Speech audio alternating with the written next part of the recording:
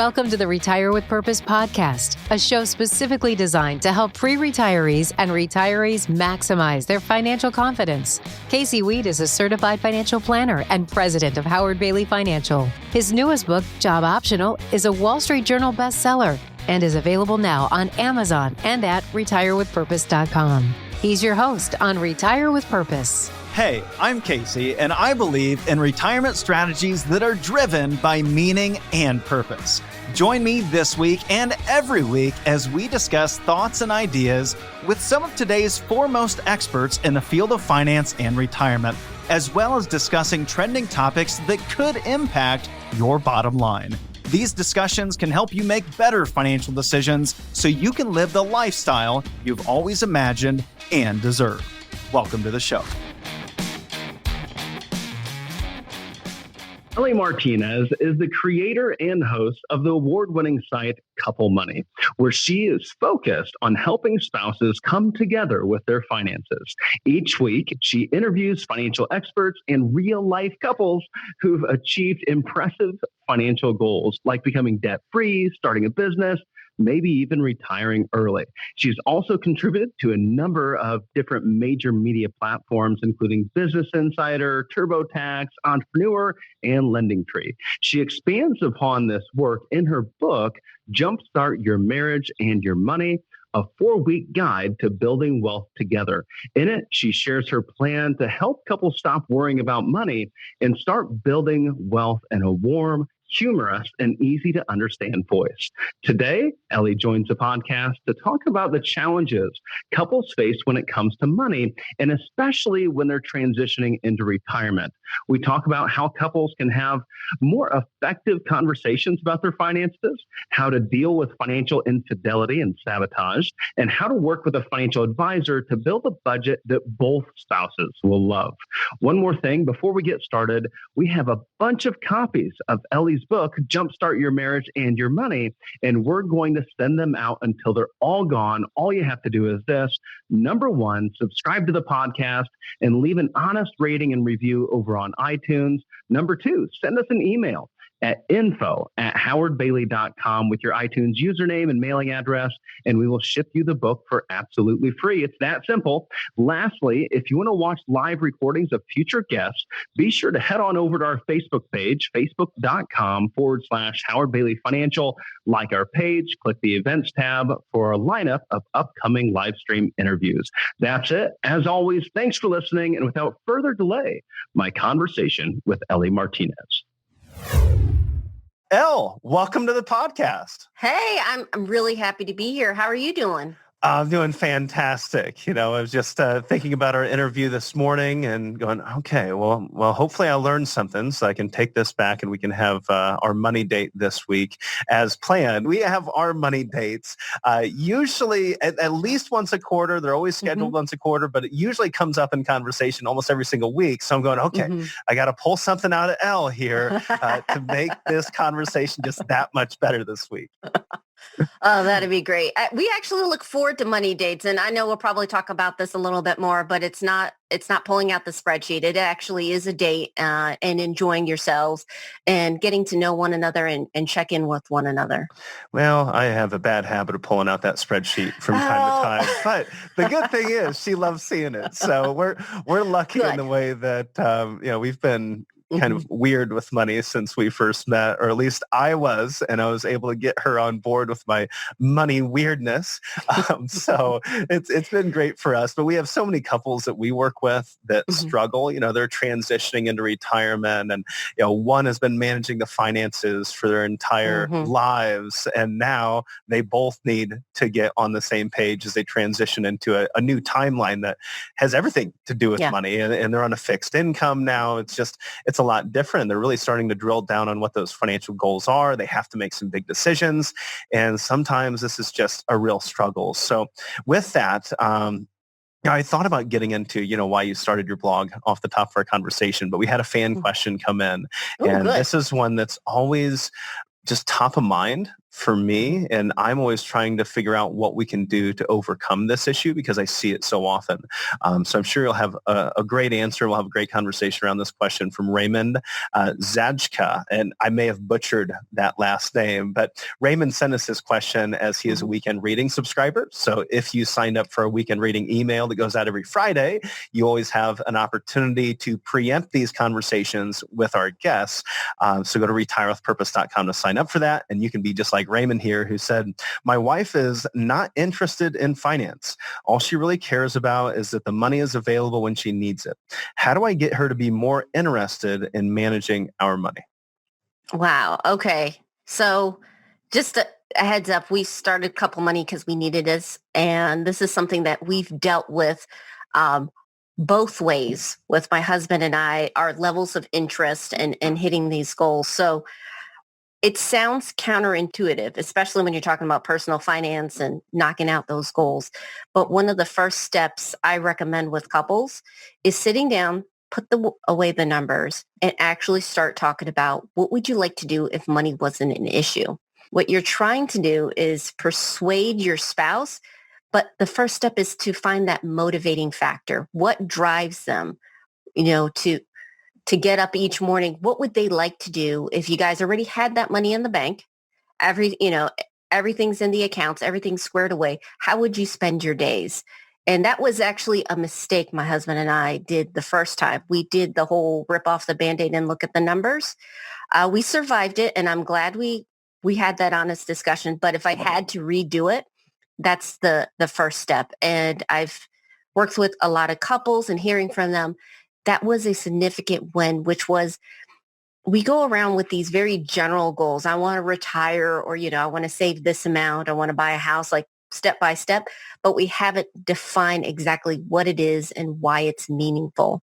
So I believe the first thing couples should do is sit down, talk, have a date, and see, where's your spouse at? What really motivates and drives them? Because you may be surprised.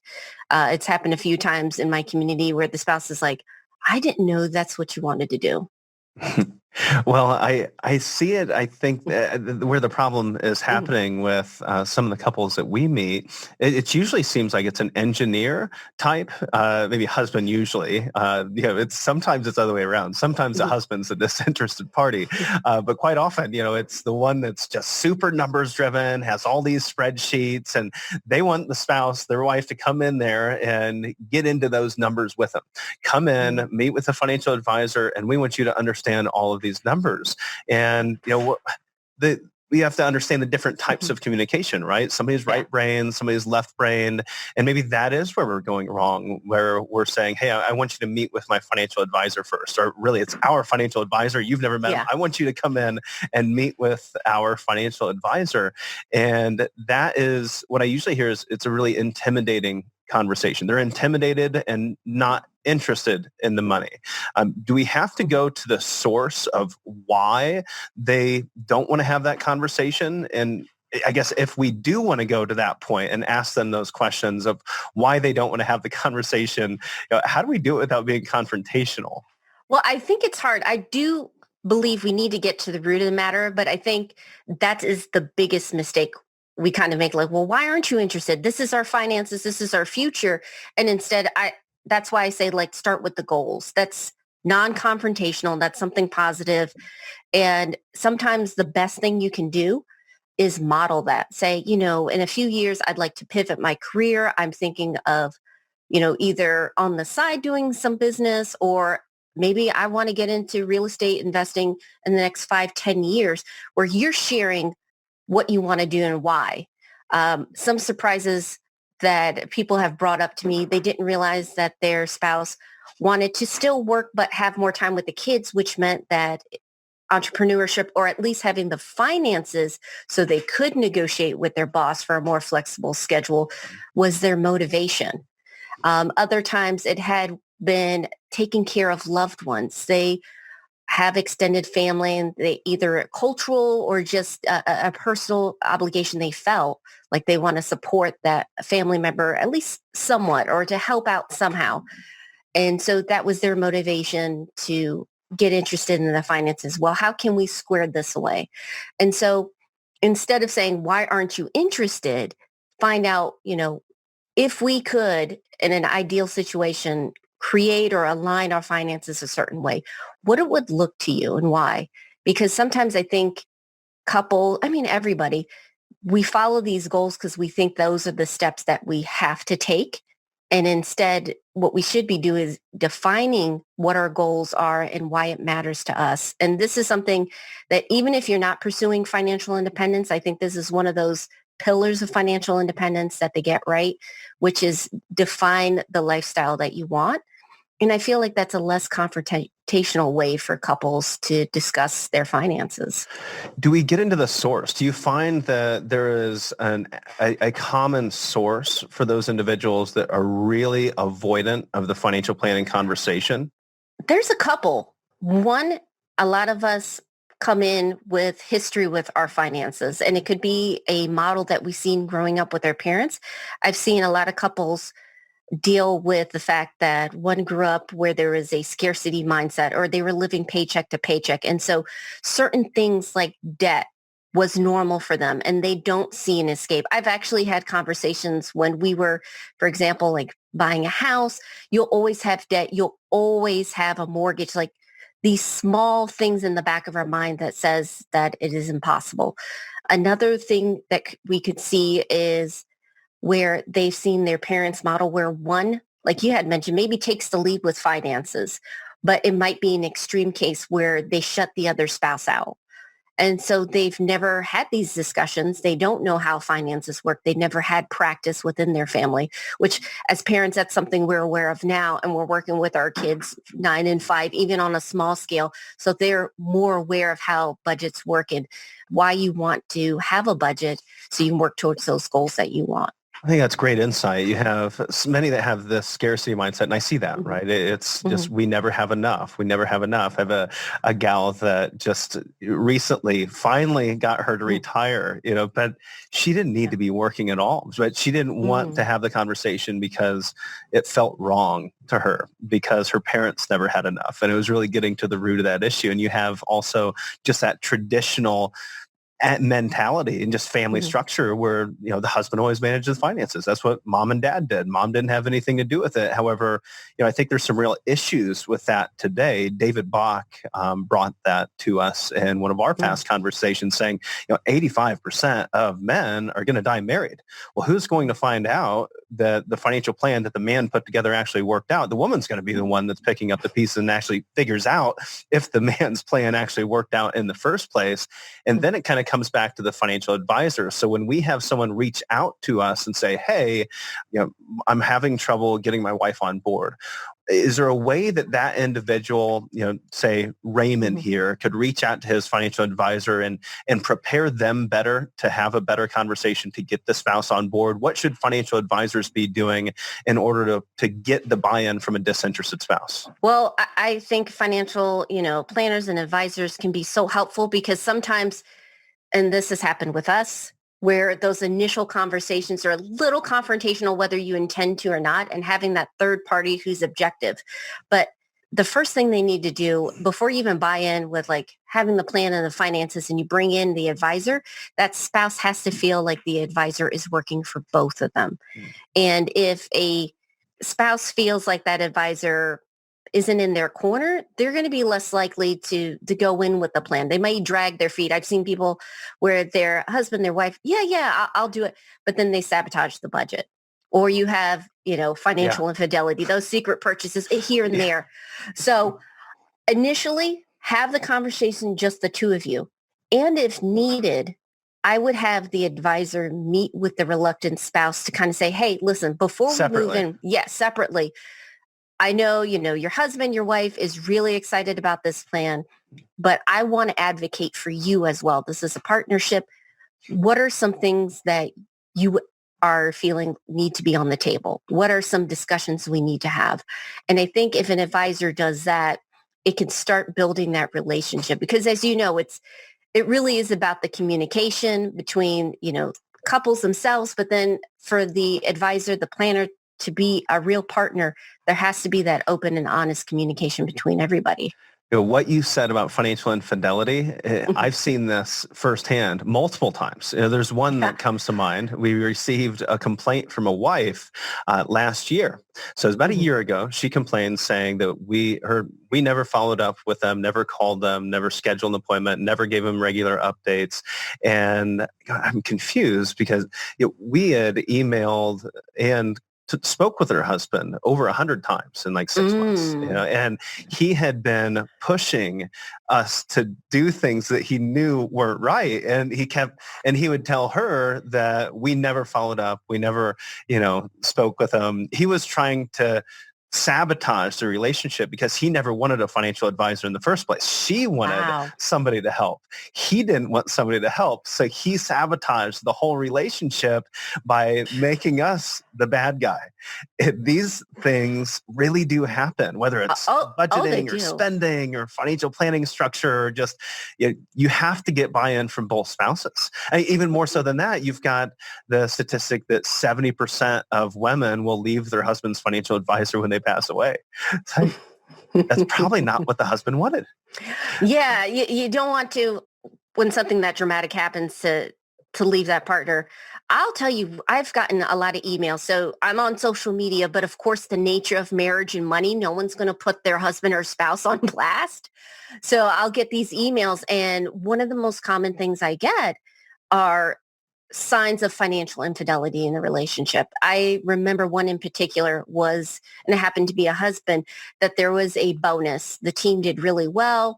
It wasn't planned like their regular annual bonus. And he was wondering, would it be bad for me to take that money and put it into a secretive savings account? Now, he claims it would be for both of them without telling his wife, because in this particular situation, his wife was a spender.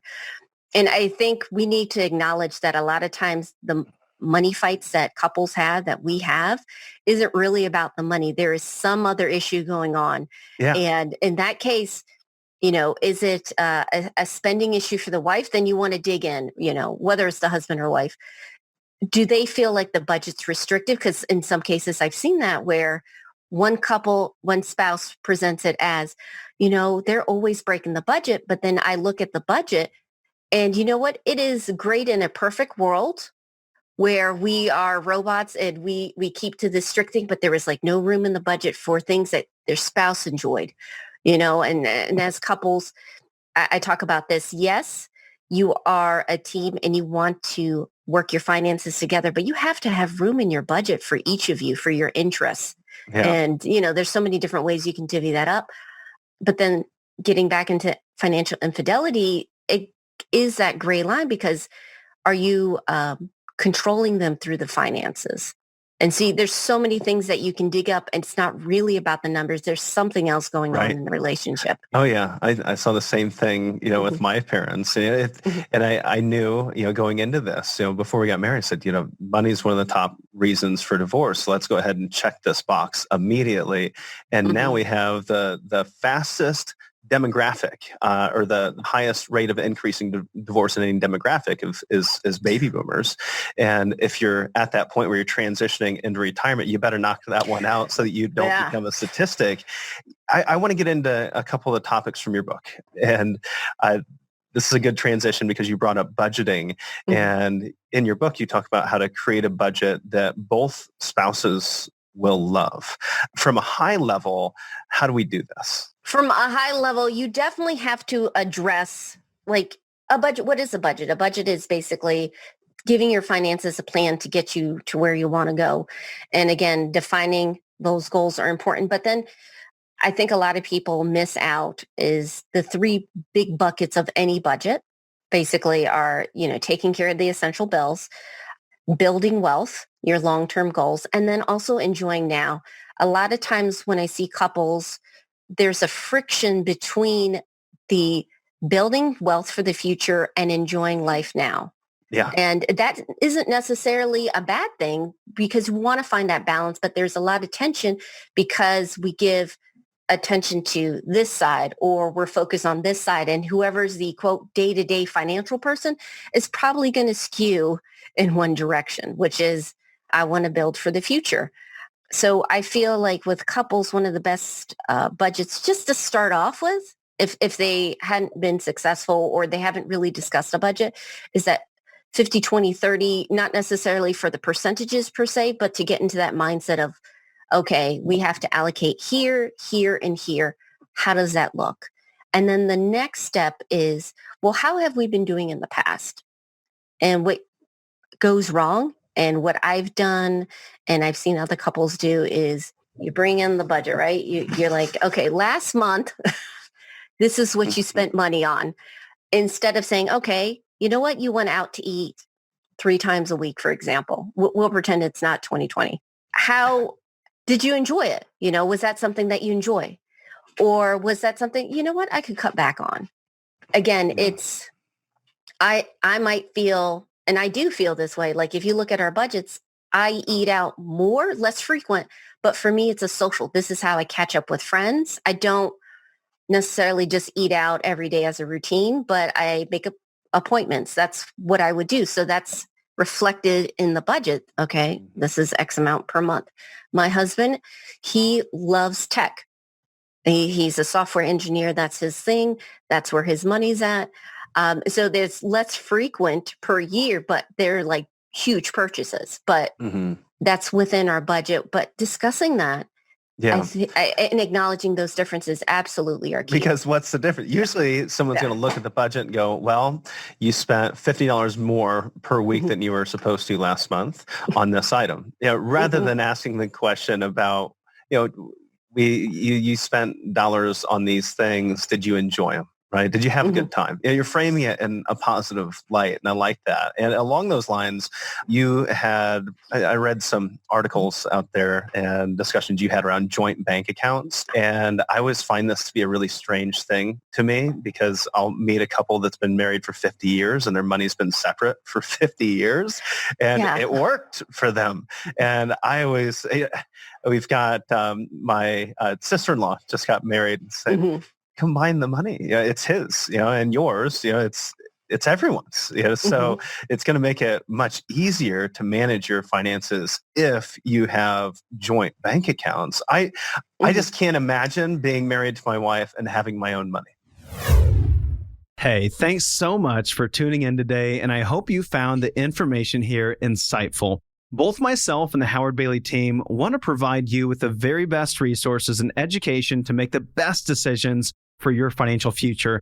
And that's why I want to offer you a complimentary review of your entire financial and retirement plan. There's no cost for this visit. This is simply a chance for you to get an education about your money so that you can make informed decisions for yourself moving forward. We found that most people don't have a real understanding of 3 basic things. They don't know how much they're paying in fees and commissions, especially in their 401k, and they don't know how much unnecessary risks they're taking with their nest egg, let alone the tax implications of their retirement savings. We'll meet with you, whether at one of our office locations or via an online video meeting, and help you understand all of those issues. We'll walk you through our proprietary planning process called the Retire with Purpose Framework, beginning with your purpose, then covering all other aspects of a well-rounded retirement plan, including liquidity, income, growth, estate, and the all-encompassing aspect of tax planning. To get started, all you need to do is visit retirewithpurpose.com. We'll make some time on our calendar to visit with you and give you this complimentary financial roadmap if you qualify. Again, that's retirewithpurpose.com. And everyone's different. And I want to be clear. I feel like one, like you mentioned, it's easier, but then also another consideration is, I'm not saying a spouse pass away, but say if you're incapacitated, example, dealing with COVID, some people are out while they're recovering, and it's so much easier having one pool. And for us, we do a hybrid. I would say 90% of our money is joint, the day-to-days, the checking, the savings. And we do have money, but just because we have those particular separate accounts does not mean they're secret. So I think that's a big difference. With some couples, they feel like separate's my money. I spend it the way I want to. If we needed access to those accounts, we can get access, just because that's, his fund money that he revs it up till the new graphics card or, the VR system, whatever. Or, if I'm doing some travel trips or whatever, that's still included in our money dates. Like we're still looking at all the numbers together, but we've also, and it does take, a bit of a conversation, compromise. And I hate to say it, like maturity, like this is the money that we said that you want to spend. I wouldn't spend it that way, but this is what we agreed to. Yeah, that's what my wife and I always said. We Yeah. also automated it. You talk about automating these things, and we just had everything went into one joint account, and then we would have, $100 a week goes to you, $100 a week goes to me. So we have, this is ours, and then this is yours. And that's kind of your yours, mine, ours philosophy, right? Yes. And you're saying that 90% is ours, and then you have these other percentages that goes to yours and mine. You also mentioned 50, 20, 30. Was that 50% essential, 20% long-term goals, 30% enjoyment? Yes. And the 30%, usually because you have two people splitting that, with the ways that you enjoy. And to be honest, like that was the starting point for us, just kind of as a ballpark figure. But as we got to see results and we were getting excited about, building this life, we kind of flipped it. And then, we're around like 45% savings right now, and still enjoying today. But I think just having those buckets kind of, we're all overwhelmed. And like you mentioned, like automation has been a huge win for us, because when I'm busy with the kids or work or, something comes up, our money's moving in that direction. And I feel like that's incredibly helpful and speeds things up. Sometimes we're our own worst enemy. And I love the fact that I know that unless I mess things up, like X amount of money is going to joint savings, X amount of money is going to the brokerage account, and it's done. It's kind of like that the mental simplicity. weight. I think it's important to generalize it in a way. We're simplifying it on the front end because one, we just have to get started, but two, that might be less intimidating for your spouse that's not into the spreadsheets and the exact numbers and the interest rates and the returns. Let's just get this started, and then we can slowly get more and more refined and integrated as a couple. So, and one of the ways we might do that is through your money dates that you brought up. I'm wondering, how do you structure that money date, and how often are you doing? Is there a real structure? Maybe you're just sitting around and talking about money. And well, what do these look like in practice? So in general, I gave a framework, and I think naturally with any couple, you just organically, it grows and it shifts to like what fits for you. But in general, like a money date for us is, and again, pre-COVID, was we'd go out. We would literally go out, change the scenery, kind of helps mentally sit down and talk about this. And for us, once a month seems to be the best fit, just schedule-wise. And we would start out with the wins. What's going well for us? It could be things going well at work, things going well, finances, family, just kind of on a positive note. And then we would review what's been going on, for the last month, what worked, what didn't. And then, we have to have the numbers. It is a money date. And, you said spreadsheet. We use Google Sheets shared. So before the money date, I'll just text. It's been updated in case you wanted to check it out. I've also used apps just because I'm usually reviewing them to kind of get a visual way of where everything's going. But then, that's it. It's down to about 5 minutes where we're actually looking at the numbers. It's just making sure the transfers worked out.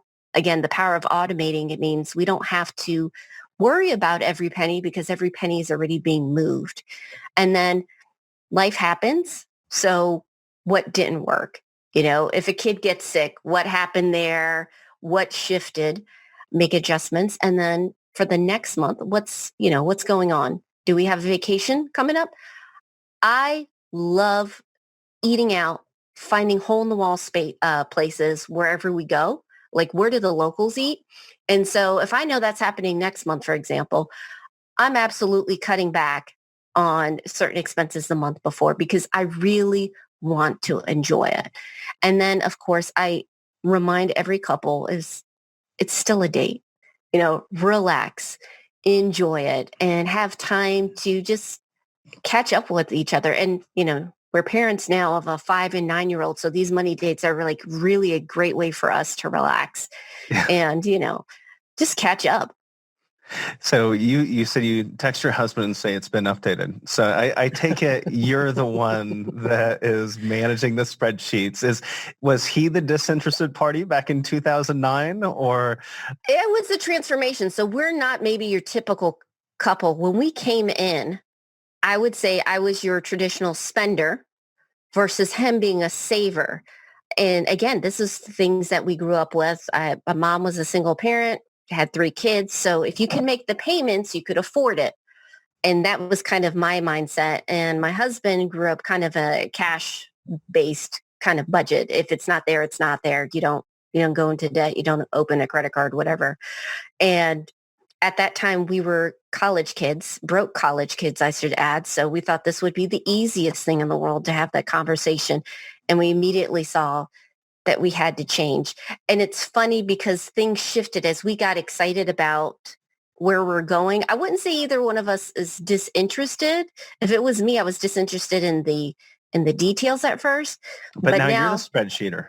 Now I'm the spreadsheeter. I'm a reformed spender. I call myself a doer. Like I get excited and maybe it's like that joy of like spending, but it's like spending, investing, or we did a renovation of the basement, insulated it, turned it into a home office.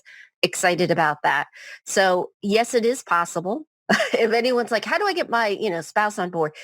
It is absolutely possible. And I'm sometimes now like, did you know if we do this, we can just like notch that savings rate up? And he's like, it's okay. We're okay. The kids are going to stay young for not that long. So let's enjoy that. So, it just evolves, it shifts. And looking back, I will say, I'm glad that we've had these money dates and maybe they're not as formal as in my book I laid out, like we go step by step, like a checklist. It's just a conversation. But I feel like it gives us something to look forward to. Like the finances are no longer the goal. It's just a tool. Mm-hmm. That's great. Yeah, I'm kind of weird like you. I get excited about the HSA contribution, the 529 contribution at the end of the year. I get really excited and a lot of satisfaction about making that contribution. My wife goes, where did the money go? And she'd rather have some new furniture in the house. Yeah. and that would make me feel sick. Well, that contribution made me feel really good. Can you tell us about some conflict that has arisen, maybe for you, or maybe it's not you, it's somebody else, but just how have you had conflict during these money dates? Are there ways that we can avoid potential conflicts? I would say we constantly are negotiating with each other. I'll put it kindly. Personality wise, if I could create a vacation, I'm the type A person with a vacation. We're going to go A, B, C, D here. Next day we do this. Again, 2 kids in tow can be a bit hectic. If my husband had a decision, it would be like one spot and we just stay there. Like if we go to the mountains, rent a room, rent a cabin, that's it. Like we just stay there. Or the beach house, we're just there. And so I think it's our default where we're negotiating, well, what about this? How do you do this? Our retirement, believe it or not, has definitely shifted. If I had complete control, to be honest, I would be traveling like, when we do the full retirement, different locations. My husband, one spot. So how we designed our retirement, and it takes time. Don't feel like it should be one conversation or the big conversation, because I think that's the biggest mistake couples make is they want to make this the money talk. But we've negotiated where this house in Raleigh, we love the location. It's 5-minute drive downtown. We got this big backyard for the kids. It's a great spot. This is our home base. And so we are going to incorporate more travel we had before 2020, but this will always be kind of the quote home base for us. And so I think everything's negotiable if you're both honestly willing to hear each other out. You can usually find that third path between what you want and what your spouse wants. Mm-hmm. Simply listening from a place to learn and understand rather than listening to be right goes a long ways. Or listening to get like an edge in, like, okay, you said this, so I'm going to turn this to be what I wanted. And then I acknowledge like we live in an incredible time where there are more options with work. We're now all getting a crash course with remote work. How much of it in certain industries is going to stay, we'll see. But that's opened up opportunities. So again, looking for opportunities and working as a team is absolutely important. What do you hope real impact is, the long-term impact is that you're making in the world with the work that you've done over the last decade plus and moving forward. Wow. Okay. That's a bit deep. Like you mentioned at the beginning, like finances are a huge source of stress and in some cases, one of the driving forces of divorce.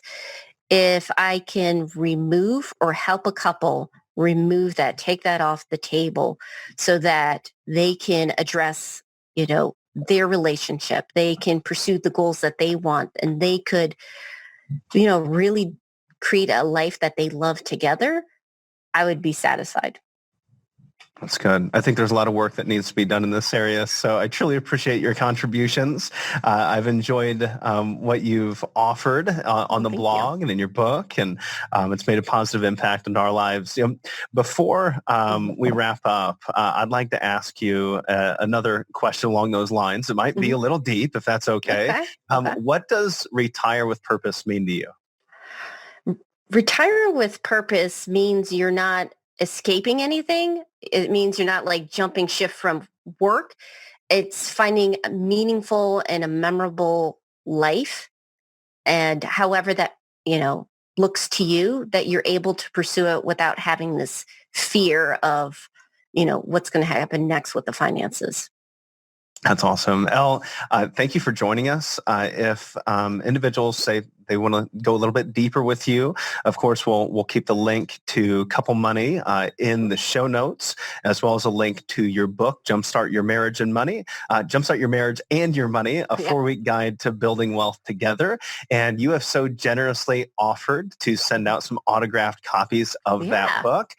You said you're going to send us up a box of these autographed copies, and we'll send them out until they're all gone. If you'd like to claim a copy of Elle's book, all you have to do is write an honest review for the podcast over on iTunes. That helps us get recognized, helps us get the word out for conversations such as this. You can do that at retirewithpurpose.com. Just click on the podcast tab, and right there it says leave a review, or you can do it on your Apple device.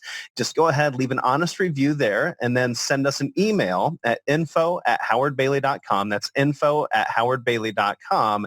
And when you do that, say, hey, this is my username, my iTunes username. And this is my review, and we will make sure you get a copy of one of these autographed books, Jumpstart Your Marriage and Your Money by Elle Martinez. Elle, thank you so much for joining us here today. Thank you so much, Casey. I hope you have a great day. You too. Thank you.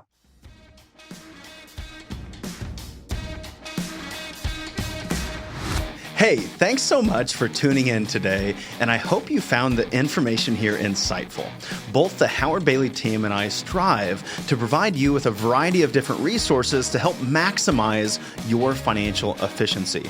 That's why I want to offer you a complimentary review of your entire financial and retirement plan. We'll meet with you either in person or virtually and help address your top financial concerns, as well as leading retirement pitfalls you might be unaware of. We'll also walk you through our Retire with Purpose planning framework, beginning with your why, then covering all other aspects of a well-rounded retirement plan, including liquidity, income, flexibility, estate, and tax planning. To get started, visit retirewithpurpose.com and schedule a meeting time that's most convenient for you.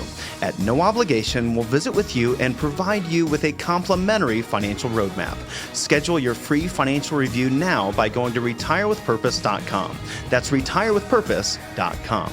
Investment advisory services offered through Howard Bailey Securities, LLC, a registered investment advisor. Working with Howard Bailey Securities, LLC cannot guarantee investment success or that specific financial goals will be achieved. Certified Financial Planner Board of Standards, Inc. owns the certification mark CFP and Certified Financial Planner in the U.S., which it awards to individuals who successfully complete CFP Board's initial and ongoing certification requirements. Howard Bailey Financial is a registered trademark of Howard Bailey Financial. All rights reserved. Information is not intended to provide specific legal or tax advice. Howard Bailey Financial nor its advisors are qualified to give tax or legal advice. You are encouraged to consult with your tax or legal professional for guidance on your individual situation.